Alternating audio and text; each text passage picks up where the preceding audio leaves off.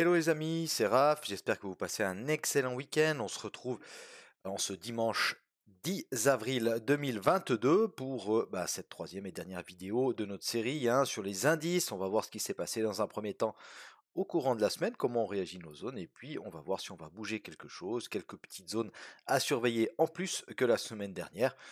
Allez, c'est parti. On est sur le Nasdaq en 4 heures.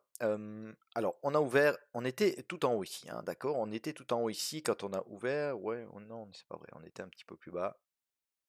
On était exactement ici. Voilà. On était sur cette bougie-là. Ok?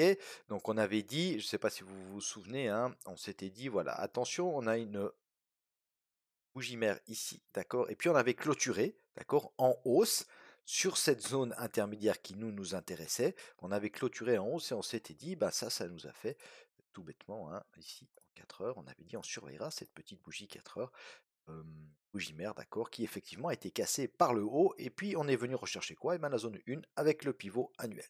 D'accord. Ensuite, eh bien, la zone 1, regardez, elle a magnifiquement réagi, hein, d'accord? Elle a magnifiquement réagi, cette zone 1. Donc, on l'avait bien fait de la noter, hein, regardez, ça nous donne, hop, une zone qui nous donne à peu près dans les 800 points quand même, hein. Ok, alors évidemment qu'on va pas choper tout le mouvement, c'est pas ça que je veux vous dire, hein, mais par contre, il y avait du potentiel, hein, il y avait clairement du potentiel. On n'a pas réussi à venir faire un plus haut ici, hein, voilà, ça c'est des bougies de nuit, hein, d'accord. Et puis ensuite, hop, on vient chasser un petit peu la liquidité. Et puis on vient taper ces blocs de contrat qui sont là. Et on repart clairement à la baisse, hein, d'accord. Notre petite zone intermédiaire, elle réagit de nouveau un petit coup, mais bon, elle se fait défoncer directement, hein, par une bougie d'impulsion, clairement. On vient rechercher quoi? Notre zone 2. Et vous avez vu que nos zones, eh bien, elles réagissent que ce soit à la hausse ou à la baisse, hein. Regardez, zone 2. Première fois qu'on vient chercher le pivot mensuel, alors c'est le seul de nos trois indices, en tout cas du DAX et du Dow Jones et du Nasdaq, qui est venu effectivement chercher son pivot mensuel pour la première fois du mois.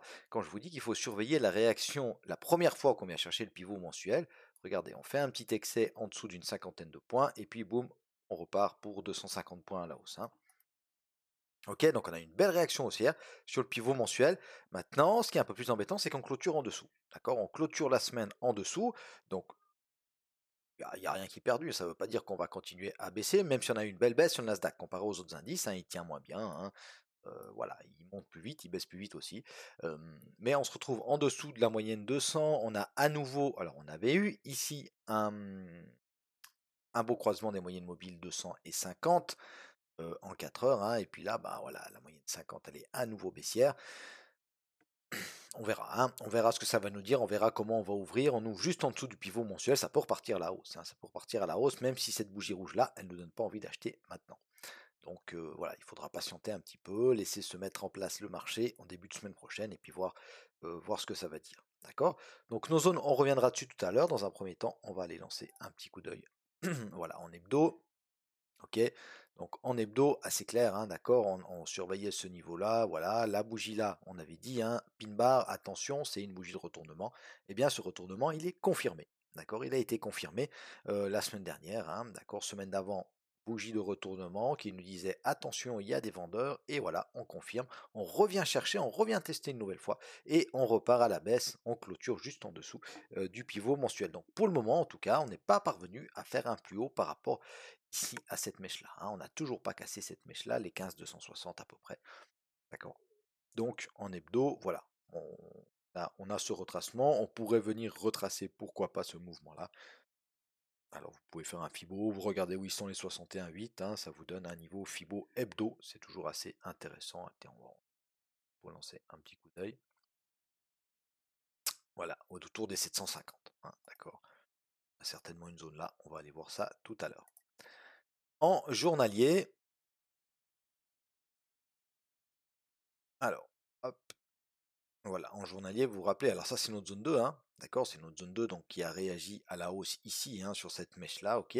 On l'avait défini dans un premier temps en journalier, vous voyez qu'elle fonctionne, hein, c'est également une FTR, d'accord, une FTR, j'ai fait une vidéo là-dessus, si vous voulez aller voir sur ma chaîne, c'est toujours très intéressant ces FTR et ça fonctionne dans toutes les UT.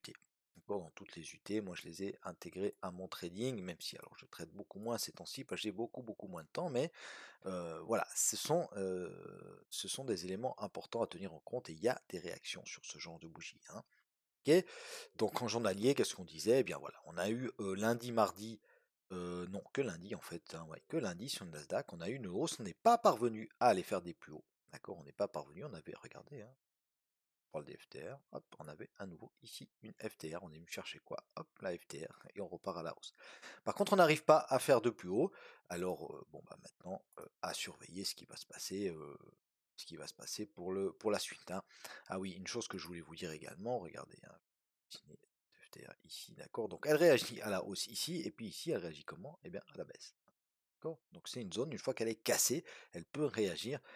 Ça marche totalement comme les supports et comme les zones de supply et de demande en fait, hein. D'une fois qu'elles sont cassées, eh bien elles peuvent réagir dans l'autre sens. D'accord. Donc elles peuvent inverser de rôle. Voilà. Donc en 4 heures, hop, on va se mettre en 4 heures. Donc nos zones, elles réagissent bien. Alors ça, c'est une bonne chose. Donc la zone 1, attention, hein, on est venu la chercher une fois. Elle a réagi à la baisse. Hein, c'était cette zone-là. Ok. Donc elle a réagi une fois à la baisse. Elle a réagi une deuxième fois à la baisse, qui nous a permis de casser les plus bas. Ok. Donc maintenant, à partir de ce moment-là, moi, ce que je peux faire, alors là, je vais la laisser comme ça. Hein, mais ce qu'on peut faire, si on veut être vraiment beaucoup plus précis, bon, on pourrait la tracer, hop, comme ça, par exemple. Ah, c'est pas ça que je voulais faire. Rectangle là, mais bon, on pourrait la tracer à peu près comme ça, d'accord? Si on veut être vraiment, vraiment précis, hein, ok? Parce que c'est cette zone-là maintenant qu'on va surveiller, avec éventuellement une petite chasse de liquidité au-dessus de ces mèches, hein, ok? Zone 1, elle réagit, on la laisse, ça bloque, on la laisse, hein, d'accord? La zone intermédiaire ici, alors, la zone intermédiaire là, bien sûr qu'elle peut encore réagir, bien sûr qu'elle peut encore réagir, mais qu'est-ce que nous dit le price action ici? Le price action ici, si on zoome un petit peu, on réagit ici. D'accord. Donc pourquoi on réagit ici? Donc on va tout simplement lancer un petit coup d'œil. Qu'est-ce qu'on va trouver? On réagit 3 fois là. Une fois, 2 fois, 3 fois. Ok. Si on note, et puis qu'on regarde sur la gauche, toujours très important, on s'aperçoit quoi? On s'aperçoit qu'ici, on a réagi également sur cette zone-là. Qu'ici, évidemment, qu'on a réagi sur cette zone-là. Qu'ici, on a réagi sur cette zone-là. D'accord? Ici aussi. Ici, on voit que ça a travaillé, c'est moins précis, mais ça a travaillé. Cette mèche-là, précisément, pile dans la zone. Ici, ok, zone de support. Voilà. Donc ça, c'est une zone que nous, on va noter. D'accord? Donc moi, je vais vous proposer de supprimer cette zone-là, tout en sachant qu'elle peut encore réagir, hein. Et pour moi, la zone plus pertinente, elle est là. Ok?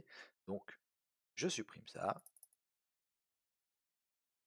Et puis, on va se mettre ici une petite zone intermédiaire, comme ça. Voilà. D'accord, j'espère que vous avez compris comment je l'ai tracé.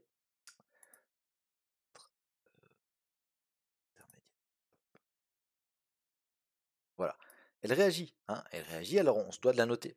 D'accord, on se doit de la noter, c'est une zone qui a, alors, on l'a beaucoup travaillé, hein, d'accord, on l'a beaucoup travaillé, mais on voit qu'on la travaille depuis longtemps et puis que ça continue à réagir, hein. Que si on revient là, on se méfiera, surtout si on fait un plus bas, hein, surtout si on fait un plus bas. Pour le moment, ben, on a peut-être juste fait un plus bas, mais voilà, si on fait un plus bas un peu clair et puis qu'on revient là, il y aura des petites réactions baissières, hein, d'accord, il y aura des petites réactions baissières. Voilà, donc on bouge un tout petit peu la zone intermédiaire. La zone 1, on la conserve, elle a super bien réagi. J'espère que vous l'avez eu ce trade, hein. Pour ceux qui tradent le Nasdaq, moi personnellement, je ne l'ai pas eu parce que je ne l'ai pas regardé cette semaine. Mais vous voyez que les zones, hein, les zones, quand elles sont bien tracées, ça réagit. Et ça réagit super bien. On est pile au milieu de la zone. On est pile au milieu de la zone, un stop au-dessus de la zone. Et puis on peut aller chercher. Il y a des beaux ratios là. Il y a des beaux ratios, hein. D'accord. Donc surveillez-moi cette zone-là, quand même, hein, d'accord. Si on casse cette zone, si on recasse à la hausse cette zone, on a, je vous ai parlé des FTR tout à l'heure, hein, on a une petite FTR ici. D'accord.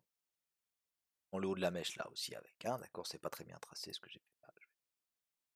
Ok, d'accord, donc à surveiller cette zone là, hein, c'est les précédents bas ici, c'est à peu près, c'est notre ancienne zone intermédiaire. D'accord, donc surveillez aussi cette petite zone là, donc les 14 800, notez-le vous peut-être, hein, sinon vous allez avoir un graphe qui sera illisible, mais entre 800 et 850 à peu près, hein, à surveiller ça parce que voilà, on a une tentative de rebond et les vendeurs, ben, pour annuler ce rebond, ils sont rentrés, hein, d'accord, ils sont rentrés. Donc ici, ça va peut-être défendre aussi un peu, hein, certainement même. Ok.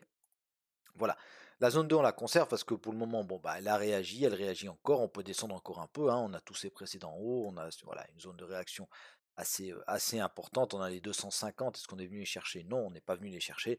D'accord, donc à surveiller, hein, à surveiller. On a ce petit swing baissier ici, hop, donc c'est le bas de notre zone 2. D'accord, ensuite zone intermédiaire, ici on en a parlé la semaine dernière, je reviens pas dessus. Et la zone 3 également, bah, c'est le bas de la zone. Entre la zone intermédiaire et la zone 3, support 1 annuel, support 1 mensuel dans une petite zone, hein, d'accord, dans une petite zone, et que ça avait réagi, hein. Alors ça c'est le support 1 annuel qui avait fait réagir tout ça. À surveiller les 13 500, hein, entre 400 et 500, à surveiller, d'accord. Puis si on casse tout ça à la hausse, eh bien on avait une zone ici, hein, qui nous restait depuis quelques temps. Voilà, bah c'est les 16 000 en plus, hein, d'accord, donc grosse zone. Voilà mes amis, eh bien j'espère que ces vidéos vous sont toujours utiles. Quant à moi, j'ai toujours autant de plaisir à vous partager ces vidéos, donc n'hésitez pas à mettre un petit pouce bleu, c'est toujours encourageant. À vous abonner à ma chaîne et pourquoi pas à partager mes vidéos si vous estimez qu'elles en valent la peine. Voilà, je vous souhaite à tous et à toutes un excellent dimanche, une très bonne semaine de trading. Soyez toujours très prudents, les contextes ne sont pas forcément favorables. En tout cas pas au trading intraday, hein, ça devient un peu compliqué. En tout cas pour moi, pour ma façon de trader. Et puis on se retrouve avec grand plaisir le week-end prochain. Salut, bye bye.